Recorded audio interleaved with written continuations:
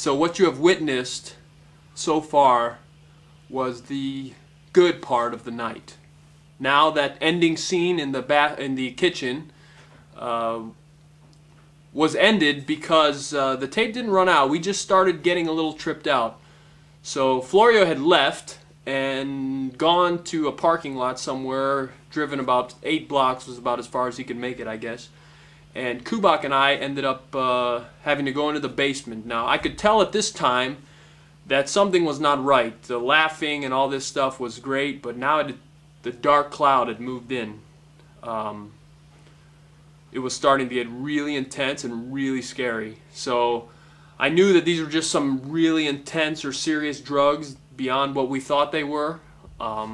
And I thought, well, let's go downstairs, listen to some music, and chill out in the basement, because I could tell Kubak was starting to get tweaked out, and it was getting intense. So we headed downstairs and started, we laid on the basement floor, and I put on some, which was a very bad choice, some Simon and Garfunkel, Bridge Over Troubled Water, and it's building, you know, and I'm laying on the ground like this, and I feel like my body is sinking in to the ground, like being sucked in, and I hear, like a bridge over troubled water. You know how it builds and builds, and like I'm almost freaking out. I feel like I'm in a movie Casino where she's about to jump off the bridge, you know, like, ah!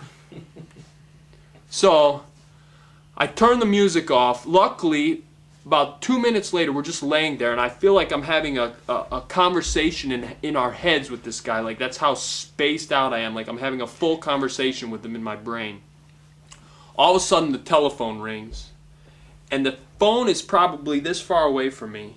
And I look at it, and I thought, there's no possible way I can reach that no matter what. Like, my body would not move. It was in almost a comatose state, beating into the floor. And I muster everything I have. I reach over to pick it up, and I grab it, and I almost didn't know what it was. Like, it was kind of a alien thing, you know. And I put it to my face, and there's Florio. What are you doing? Kind of half freaking out. And I thought, if I freak out Kubak, this kid, he's 18, I could tell he's never done anything in his life.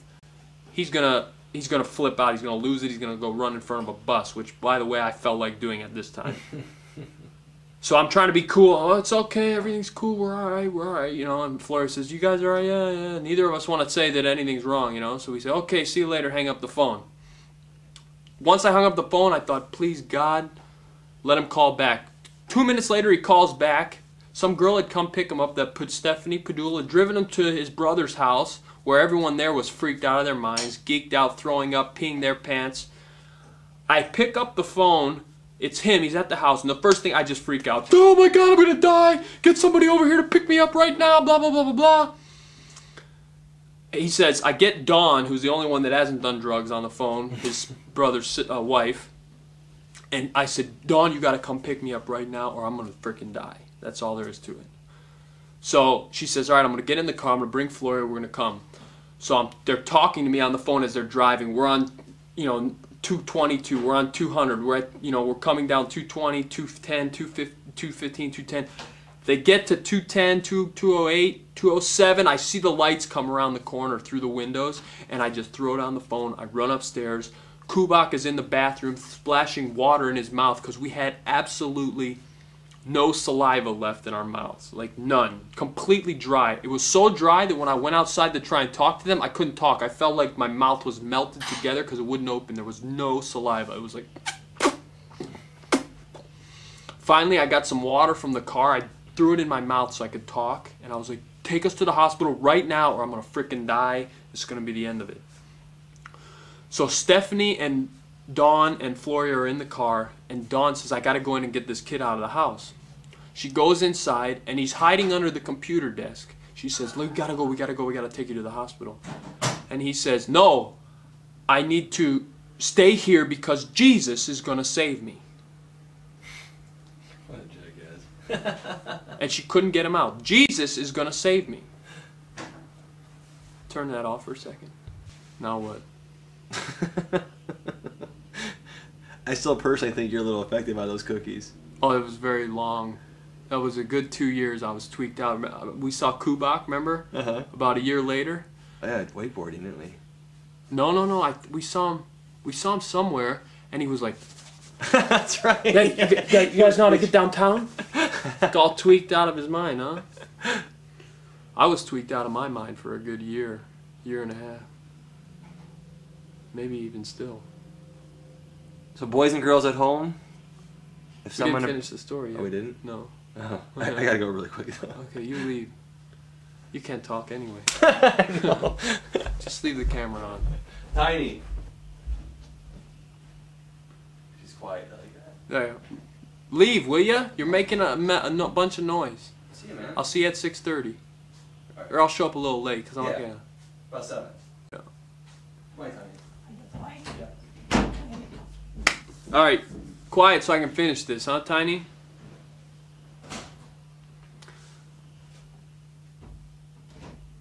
So Kubak won't get in the car. He won't even come out from underneath the table. I told Dawn, I don't care, get in the car right now, leave him here or I'm going to die. We're all going to die. So we start driving to the hospital. I call 911 on the way and they said, do you need an ambulance? I said, no, but we're all going to die. We ate some bad cookies, we're all going to die, just be ready for us. I have no idea what they could have possibly been thinking, and then I hung up on them. We get to the hospital. It's in the emergency, we run right into the emergency room. Dawn opens the door, I run right out, I run in. Now keep in mind, I'm still in the dresses that you saw. I got ponytails in my head. I run into the emergency room, there's a girl there with a scrape on her elbow, some guy's got a cold, you know, this guy, you know, he's there waiting for his grandmother who just had a hard burn. And we bust in with ponytails and dresses, freaked out of our minds. I bust in, I see the lights, the big, bright hospital lights. They're burning my eyeballs. Everything, every nerve in my body was at high alert. I bust in, I look, and I just start yelling. I'm like, help, you have to help us! You have to help us, we're just some normal guys, and we ate some space cookies, and now we're gonna frickin' die. I remember saying that exact words, and some security guard and a doctor and a nurse came over. And they said, what's wrong with you guys? I said, man, we're just normal guys. Here we are in dresses and pigtails. We're normal guys. We just ate some bad cookies and now we're all going to frickin' die. And as soon as I said that, Florio freaked out, started screaming, took off running down one of the hallways. The security guard goes chasing him. I see that, and that's about the last thing I remember. From then on, I blacked out. All I know is that I do remember a little later, there was an episode, I was laying in this bed, and this gigantic white light came over me. I really, honestly, it may have just been a hallucination from the drugs, but I felt like I was leaving my body. I was dying. They said our heart rate were off the charts when we got there. Luckily, everyone else threw up except for me. I was the last one. And then eventually, about an hour or two later, this white light came over me. I threw up.